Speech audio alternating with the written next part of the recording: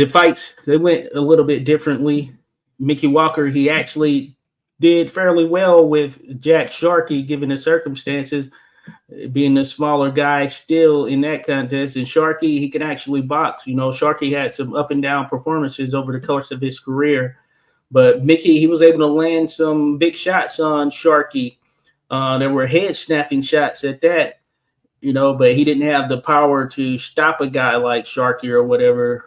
Mickey Walker, he had some pop, but not that one punch knockout artist type guy. But he could get you out there. It was just tenacity and all that stuff.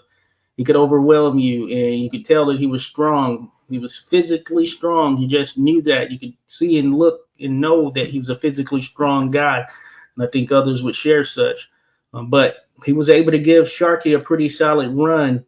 Now, in the case of Max Schmeling, it was really all Schmeling. I think that Schmeling, you realize where the weight difference and sort of the mentality came into the fold. I don't know what Sharky's mentality was going into his contest with Walker, but I'm sure he probably felt that he was going to handle him probably fairly easy. I don't know.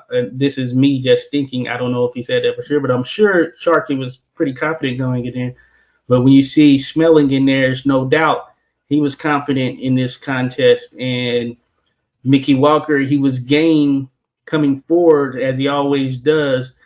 But you could see the writing was on the wall early on because unlike against Sharkey, Schmeling, he didn't really allow for Mickey Walker to use his strength, which would have been his stronger suit in some of the lower weights, to his advantage, because every time he got tied up and tried to push back Max Schmeling, Schmeling wasn't having it.